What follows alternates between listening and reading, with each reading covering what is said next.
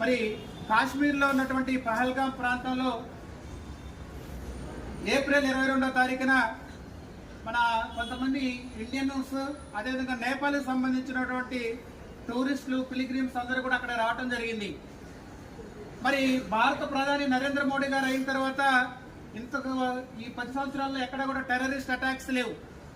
మరి ఆ విషయాన్ని మరి కప్పిపుచ్చడం కోసం ఏమో తెలియదు, కానీ కాశ్మీర్ని కేంద్రంగా చేసుకొని కాశ్మీర్ని ఎందుకు కేంద్రంగా చేసుకున్నారంటే అక్కడ లోకల్గా కూడా టెర్రరిస్టులు సపోర్ట్ ఉంటుంది.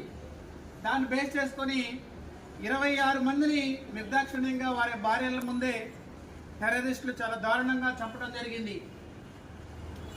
మరి ఒక మహిళ అడిగింది, ఎందుకు చంపుతున్నారు, ఏంటి ఎందుకు చంపుతున్నారంటే మరి మీ మోడీ గారికి చెప్పుకో అని చెప్పేసి ఆ టెర్రరిస్టులు సమాధానం చెప్పడం అనేది జరిగింది. దారుణాతి దారుణంగా మరి చనిపోయిన వాళ్ళు పాకిస్తాన్తో ఏమన్నా లేకుంటే భారతదేశంలో ఏమన్నా సంబంధం ఉండాలంటే అమాయకమైనటువంటి 26 మందిని టెర్రరిస్టులు పట్టున పెట్టుకోవడం జరిగింది. మన భరతమాత బిడ్డలు ఆ విధంగా 26 మంది జీవితాన్ని కోల్పోవడం జరిగింది వాళ్ళ భార్యల కళ్ళ ముందే.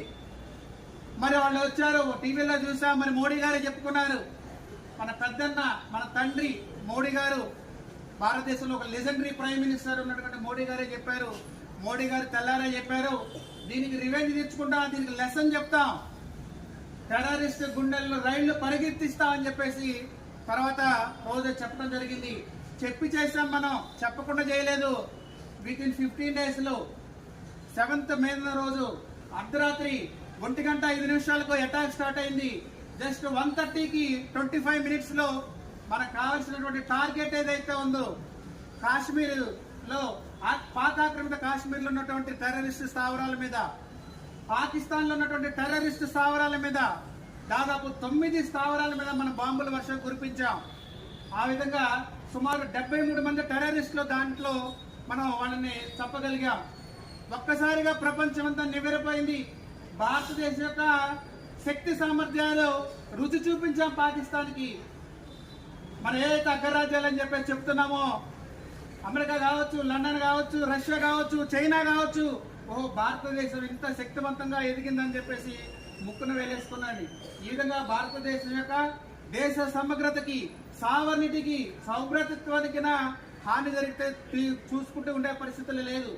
భారత ప్రధాని 10 సంవత్సరాల అయిన తర్వాత ఎట్లాంటి టెర్రరిస్ట్ అటాక్స్ లేవు. కాశ్మీర్లో మాత్రమే జరిగింది. అంతకుముందు ఎక్కడ జరిగింది? హైదరాబాద్లో గోకుల్చాట్లో జరిగింది, లుంబిని పార్క్లో జరిగింది, మరి దిల్సుఖ్ నగర్లో జరిగింది, ముంబైలో జరిగింది. కానీ ఇవాళ ప్రపంచ దేశాలన్నీ కూడా భారతదేశం వైపు చూస్తూ ఉన్నాయి.